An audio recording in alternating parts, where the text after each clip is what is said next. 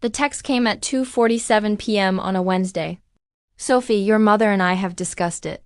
The reunion this year is for accomplished family members only. We think it's best if you sit this one out. Don't make it weird.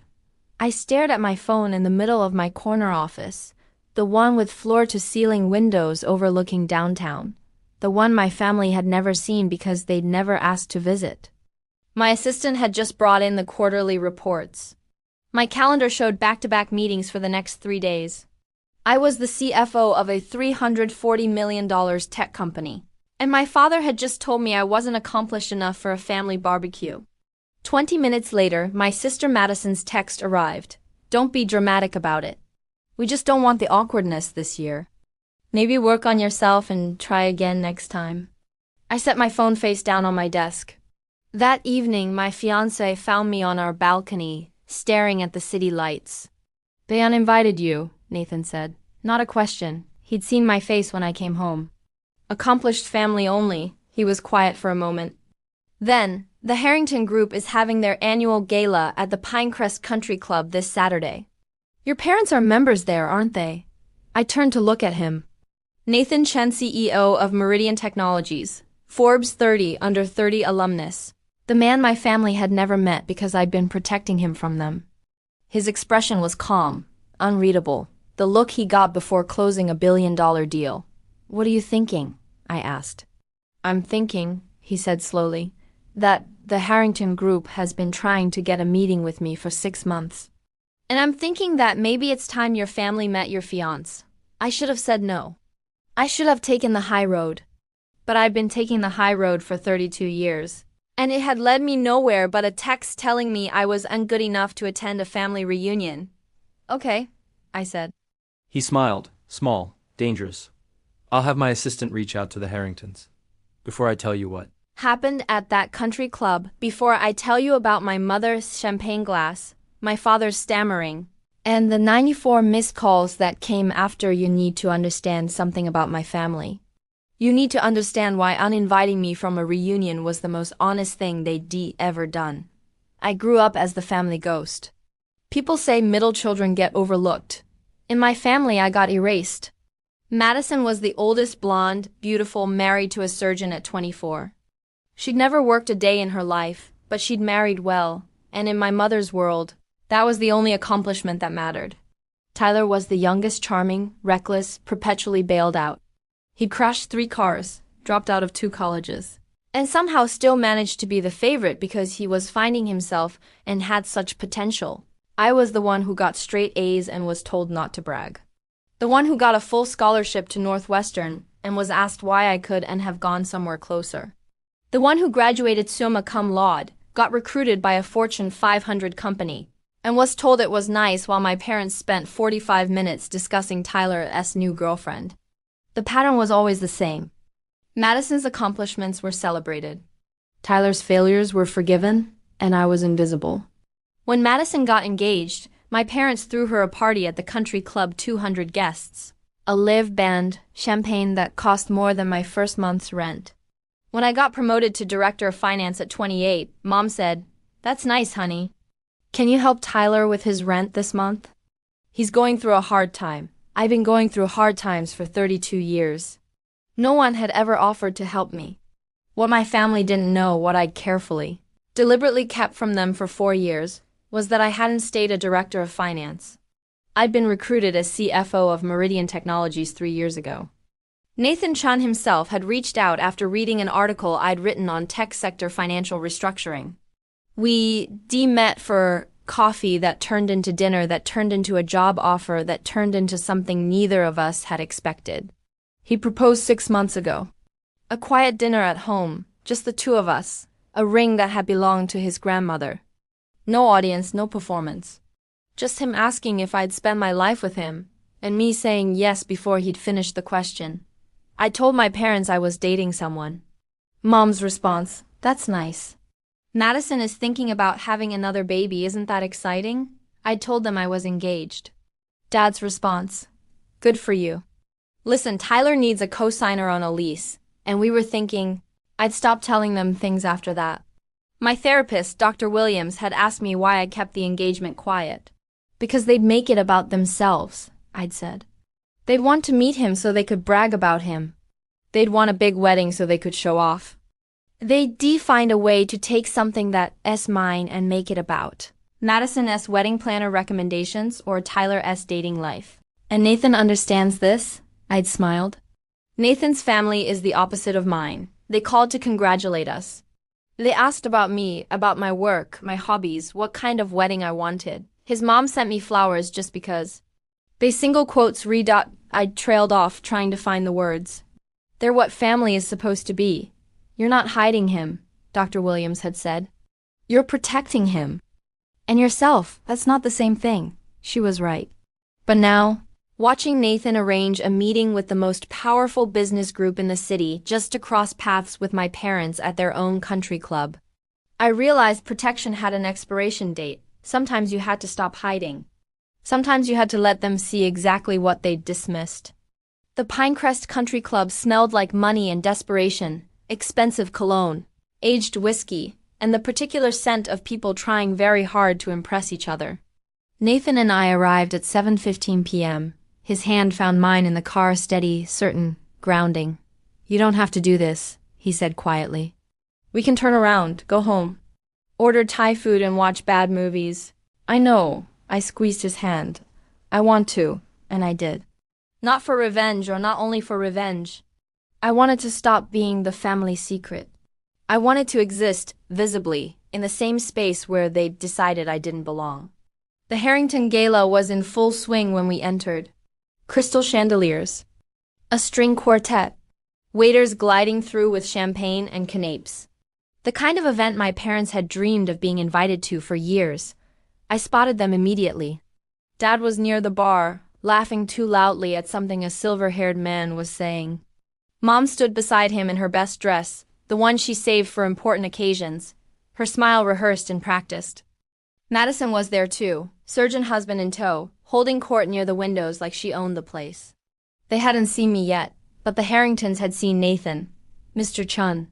Richard Harrington himself crossed the room, hand extended. We're so honored you could make it. The board has been hoping to discuss the potential acquisition. Richard. Nathan shook his hand warmly. Before we talk business, I'd like to introduce you to someone. He turned, bringing me forward with a gentle hand on my back. This is my fiancée, Sophie Brennan. She's the CFO of Meridian. Richard Harrington's eyes widened. The Sophie Brennan? I read your restructuring article in the journal. Brilliant work. Absolutely brilliant. He shook my hand enthusiastically. We had no idea Nathan was engaged. Congratulations to you both. Thank you, I said calmly. It's been a wonderful few months. The sound of my name must have carried. Or maybe it was the way Richard Harrington was suddenly treating me like the most important person in the room.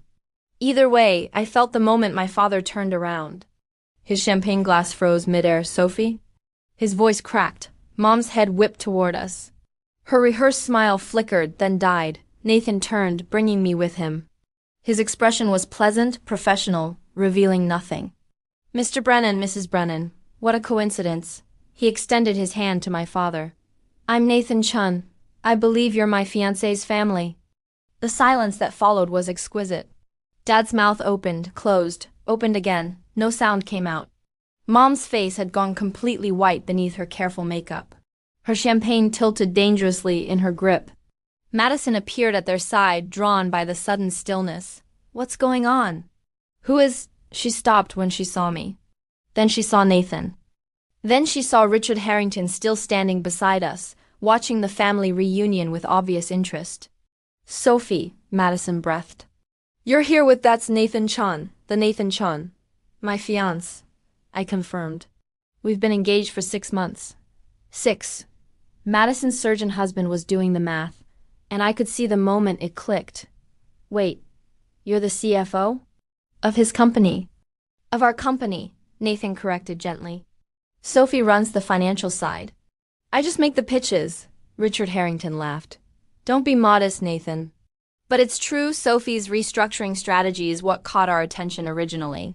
Your fiancé is remarkable, Mr. Chun. I know, Nathan said simply. That's why I asked her to marry me. My father finally found his voice. Sophie, why didn't you tell us? I looked at him. And my mother, still frozen. At Madison, whose face was cycling through disbelief and something that looked uncomfortably like envy. I did tell you, my voice was calm, even the voice I used in boardrooms. In negotiations, in every situation where showing emotion would be used against me. I told you I was dating someone. I told you I was engaged. You asked me to help Tyler with his rent. Mom flinched. I told you I'd been promoted, I continued. You asked if I could co-sign Tyler's lease. I stopped telling you things and you never noticed. You never asked. And then I pulled out my phone, showed them Dad's text. The reunion is for accomplished family only. Richard Harrington's expression shifted. I saw him reevaluate my parents in real time, recategorizing them from potential business connection to liability. That was, Dad stammered. We didn't know if you just said something. I said everything. You didn't listen. I put my phone away. But that's okay. Because I found people who do. Nathan's hand found mine again. Steady, warm, certain. I think, Nathan said, his voice professionally pleasant, that Sophie and I should circulate. Richard, shall we schedule that meeting for next week? Absolutely. Harrington was already stepping back, distancing himself from my parents. Tuesday works. My assistant will reach out. We walked away. I didn't look back. But I heard my mother's voice, thin and desperate. Sophie, wait, please. We should talk about this. I kept walking. The call started before we left the parking lot. By the time we got home, 23 missed calls. Dad, Mom, Madison, even Tyler who never called anyone. By midnight, 56 missed calls.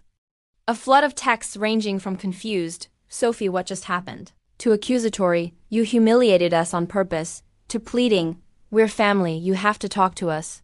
By the next morning, 94 missed calls. Voicemails I didn't listen to. Mom had posted a photo of me and Nathan on Facebook, a screenshot someone at the gala must have taken with the caption, "So proud of my daughter Sophie and her wonderful fiancé. Always knew she was destined for great things." I screenshot it and sent it to Dr. Williams with a single comment. "Accomplished family only." Her response, "You don't owe them your success story." You never did. The consequences rippled outward over the next week. Richard Harrington's assistant called to confirm the Tuesday meeting and to mention, delicately, that the Harringtons would prefer if the Brennan family wasn't involved in future events. Apparently my parents had tried to leverage the connection, dropping Nathan's name at the country club bar. It hadn't gone well. Madison's surgeon husband called Nathan's office directly, trying to schedule a golf meeting to discuss investment opportunities. Nathan's assistant shut that down. Tyler texted me for the first time in 8 months. "Sis, can you hook me up with a job at your company? I've always been interested in tech." I didn't respond. My father sent one email 4 days after the gala. It was long, 3 paragraphs of explanations and justifications, and "we never meant to hurt you" language that somehow never included an actual apology. The last line was, "We're your parents. We deserve to be part of your life." I read it once. Then I wrote back a single sentence. "You chose to make me invisible." I'm just respecting that choice. I didn't hear from him again. A month later, I sat on the balcony of the apartment Nathan and I shared, watching the city lights flicker on as dusk settled over the skyline. The ring on my finger caught the fading light, his grandmother's ring, now mine, a connection to a family that had welcomed me without conditions. Nathan came out with 2 glasses of wine. He settled beside me, close enough that our shoulders touched. "Your mom posted again," he said. I saw. Mom's latest Facebook post was a throwback photo of me at 12, gap-toothed and awkward, with the caption, "Missing my sweet Sophie. Daughters grow up so fast." The comments were full of sympathy from people who had no idea what was actually happening. Does it bother you? I considered the question. A month ago it would have. A year ago, it would have sent me spiraling, the familiar guilt, the desperate need to fix things, the voice in my head that said I was being too harsh, too unforgiving, too much. "No," I said, and meant it. "She's performing for an audience." "It has nothing to do with me." Nathan nodded. He understood. His family had taken me in without question Sunday dinners where people asked about my work, and listened to the answers, holiday gatherings where no one kept score. His mother had cried when we'd announced the engagement, and they'd been happy tears, not calculating ones. My mom asked if you wanted to come to dim sum this weekend, he said. She's been experimenting with new dumpling recipes and wants opinions, I smiled. Tell her yes. His mother had become the mother I'd always wanted, warm without conditions, interested without ulterior motives. Last month, she'd called just to ask how my presentation had gone. Not because she wanted something, just because she cared. I'd cried after hanging up, and Nathan had held me while I explained that no one in my family had ever done that. Not once in 32 years. She also wants to know if you have any allergies she should know about for the wedding, Nathan added. She's already planning the rehearsal dinner menu. She doesn't have to do that. She wants to. That's how my family works. He kissed my temple. That's how family is supposed to work. We sat in comfortable silence as the stars came out. The phone on the coffee table inside stayed dark. I'd blocked my family's numbers a week ago. After the 5th voicemail from Madison calling me a selfish bitch for stealing her spotlight, the silence didn't ache anymore. It settled. Like something I'd earned. Like peace that didn't require permission or explanation. Dr. Williams had asked me, in our last session, what I'd wanted from the country club confrontation. I thought I wanted them to see me, I'd said slowly, working it out as I spoke. To finally acknowledge that I exist, that I've accomplished things, that I'm worth paying attention to. And now? Now I realize I don't need them to see me. I just needed to stop being invisible to myself. That was the thing about growing up as the family ghost. You start to believe you're not really there, that your accomplishments don't count, that your voice doesn't matter, that the only way to exist is to wait for permission from people who will never give it. I'd waited for 32 years. And then I'd stopped. The city glittered below us, my city, my life, my future. Nathan's hand found mine in the darkness. You okay? He asked. Yeah, I leaned into him, feeling the warmth of his shoulder against mine. I really am. The apartment was quiet. The wine was good. Somewhere across town, my family was probably still strategizing how to leverage my engagement for their own social climbing. Let them. That story wasn't mine to carry anymore. I'd spent my whole life being the family disappointment, the invisible middle child, the one who wasn't accomplished enough for a barbecue. And now I understood something they never would. I hadn't been invisible because I was lacking. I'd been invisible because they weren't looking. But Nathan looked, his family looked. My colleagues, my friends, my therapist, all of them saw exactly who I was. That was enough. That was more than enough. The phone stayed silent. The stars kept shining. And for the first time in 32 years, I wasn't waiting for my family to notice me. I was too busy building a life worth noticing. If you've ever been the invisible one, the one who achieved everything and still wasn't enough, share your story below. You're not alone. They said the reunion was for accomplished family only. They just didn't realize I'd been accomplishing things they never bothered to see. I stopped being invisible. And it turns out the view from here is incredible.